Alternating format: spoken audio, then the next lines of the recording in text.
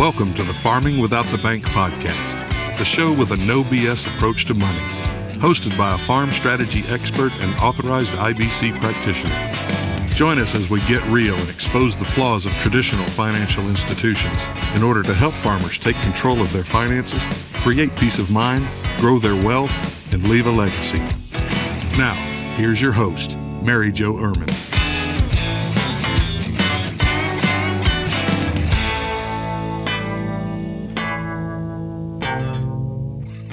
Hello, and welcome back to the podcast. Thank you very much for being here. I appreciate it. So today we are going to talk about farming, but we are probably not even going to touch on IBC, any integral parts of IBC, I should say.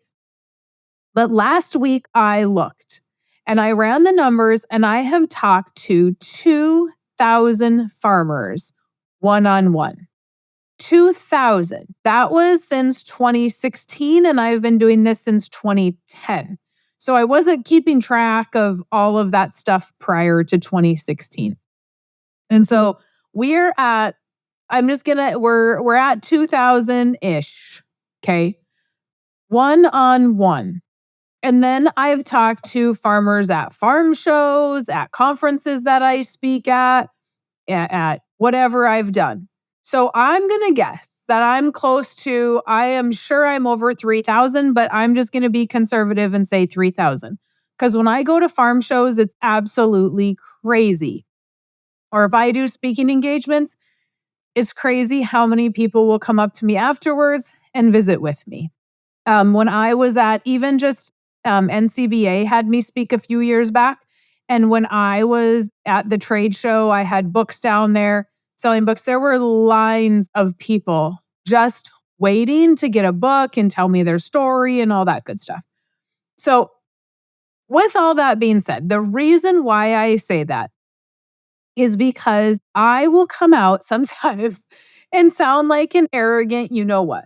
Like I know everything and Mary Jo is saying some stupid stuff and it doesn't make any sense. Well, think about it. And I've had people tell me on social media, how could have you talked to that many people when I've never talked to that many people and I'm an FSA officer or, whatever. I'm a loan officer. Well, I doubt that the whole county is doing business with you, but I work with people from all over the country, right? I don't talk to people outside of the US just because I can't. I can't do business in Canada, so I have a colleague in Canada that handles all of that. And I can't do anything in Australia, South Africa. Those are like the bigger countries that call Mexico. Those are the bigger countries that we sell books to, that email, especially South Africa and Australia. But the reason I bring this up is because I have seen so many numbers. I have seen how people are running their operations. I have seen how families are estate planning or not estate planning. And I can tell what the problem is and why we're losing family farms. And so do I have some passion and conviction about that? Absolutely, I do. Because of the fact that when I talk to farmers or when people on social media come after me, it is because we are in this enclosed little bubble of our county. And we don't want to leave our county.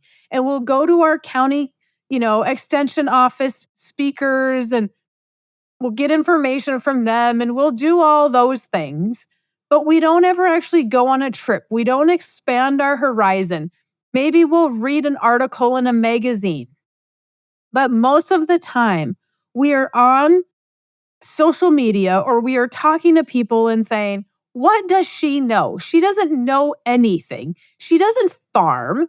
Well, your banker doesn't farm either. And your investment guy doesn't farm.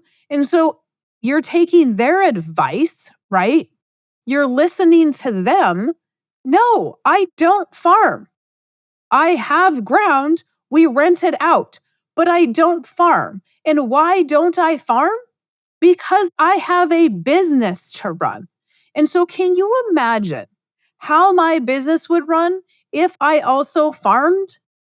There are a lot of people that are farming and they're selling seed, and they're farming and they're doing crop insurance, and they're farming and they're doing whatevers. Can they do both of those things at a very high level? No.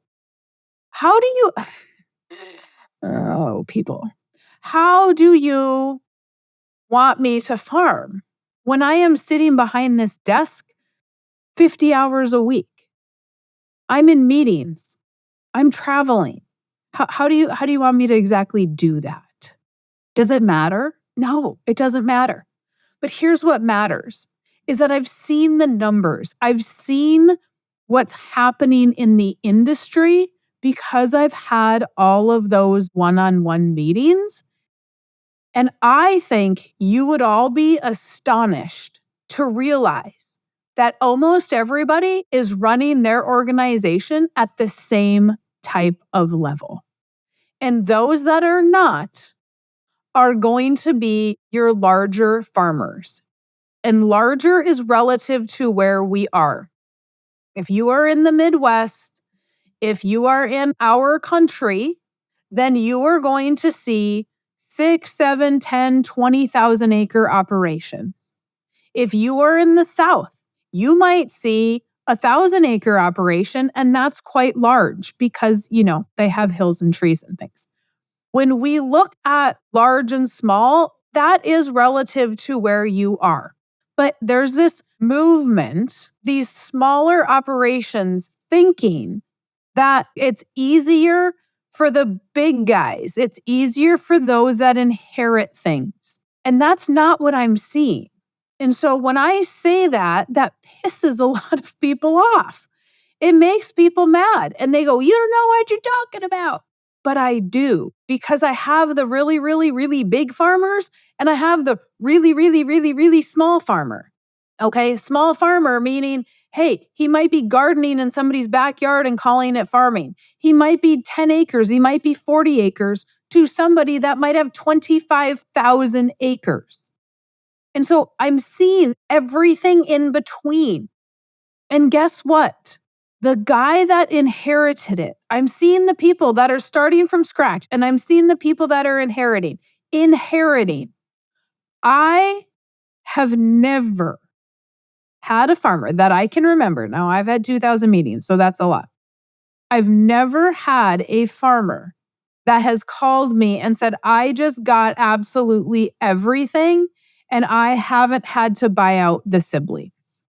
Now, I've had farmers that have gotten land, but they had to buy the equipment. And when I say I've had, I mean like maybe a handful. Out of 2,000 people that I've talked to, I would be very surprised if I've had 5 that have gotten the land without having to buy out the siblings. So when people start talking about this narrative that we are getting something for nothing, I'd like to know what it is. Okay? I'd like to see your farmers that are getting something for nothing. And I think a lot of times we're making assumptions because the guy starting out he is having probably, it could be a little bit harder in the aspect that he's going to have to, learn everything, but he doesn't have to fight dad when he's taking things over. Because guess what? Dad's probably not selling, or he's probably not going to get the land until dad is dead. There's very little transition that happens before dad dies. Now, it's my goal to have that transition happen sooner, because if the kids don't come back, it needs to happen sooner. But we have this assumption that the generational farmer is getting something for nothing. If they got something for nothing, then how are mom and dad living? Because mom and dad never planned for retirement. Unless mom and dad have some sort of mineral rights or some sort of huge inheritance themselves, they can't afford to just give it over. They have to farm forever because they've not planned for retirement. That wasn't a thing. But the experiences that I've seen, when I say to people, "Oh, farmers they all have operating notes." And what I mean is 1% of them do not have an operating note. 1% of the farmers that I talk to operate with cash. That blows the minds of that 1%. The 1% that are operating with cash think that I'm an idiot and I don't know what I'm talking about because they think everybody's farming like them, and they're not. Let me tell you, if you are a 1%er in the industry of farming, and you are farming with cash, or you have no operating note, and you have equipment notes and a land note, you are 1%. Because that is not common. I am not seeing that for numbers. Even if you inherited stuff, you still are going to have most likely a land note, an equipment note, and you may have an operating note depending on the year. If it's a good year and commodity prices are high, maybe we won't. But then those people are typically spending money and creating an expense so that they can write off any of that income. They're not preparing in the good years for the bad years. I'm not saying I'm an expert, because clearly I'm not an expert in every single matter. But out of those 2,000 people that I've talked to, it is extremely diverse. Extremely diverse. It is gardening to greenhouses to farming to ranching to farming and ranching, big, little, small, starting from scratch, inheriting, buying siblings out. But the amount of people that I see that still, they've all had struggles. Every one of them has had a struggle, either to get started or to figure out how we're going to buy out our siblings and how we're going to start over at 60 and 65 years old. They've all had their struggle. So is one struggle worse than the other? It just depends. I've seen irrevocable trusts revoked. 2 of them, in fact. Irrevocable trusts revoked. Do you think that was a struggle? That particular individual still has his head up and he's still moving forward. He's not sitting back crying about what happened. So is one person's struggle worse than somebody else's? We want to make that a narrative in this industry so that we feel better. We feel like we accomplished more. What does it matter? What does it matter? I don't look at my colleagues and go, oh my gosh, they had it so much easier. They don't even know how hard it is. No, we've all had our things. I don't even think about that. That's not even something that crosses my mind. Yet, that's what we're doing in the agriculture industry, talking about the fact that it was easier for Johnny than it was for me. And he's so lucky. He got everything handed to him. And then I come in and say, no, that's not the case. Because I've talked to all these people. I have this huge pool that I get to take information from. Where is the poll that says, this is across the US? How hard is it? Can you imagine if you went to somebody that was given everything and said, how hard is it? And they're going to go, oh my gosh, it was terrible. It was absolutely terrible. It's terrible is relative to the environment that you came from or the environment that you're in. So when I'm looking at all these environments and I'm saying it's not that bad, it's not because I'm an idiot. It's not because life is sunshine and rainbows for me. It's because it's relative. To me, it's not that bad. Because my mindset is, oh, well, we'll just get over that and move on. Anyway, I wanted to celebrate. That wasn't much of a celebration. But I wanted to celebrate the fact that I have talked to 2,000 farmers one-on-one, and like 3,000 of them. And we've sold 30,000 copies of the book. It's just so awesome to be able to say, oh my gosh, look at the difference we've made in people's lives. Look at that. And if we can change the way farming is financed, I've done my job, because I want to be able to die and say, you know what? I've made a difference. we will have generational farms and they will be passed on differently. And maybe in 100 years from now, we can say, oh my gosh, that kid got everything handed to them and they learned how to keep it because they understood the numbers. How awesome would that be? That would be amazing. Amazing. I think it's something to celebrate.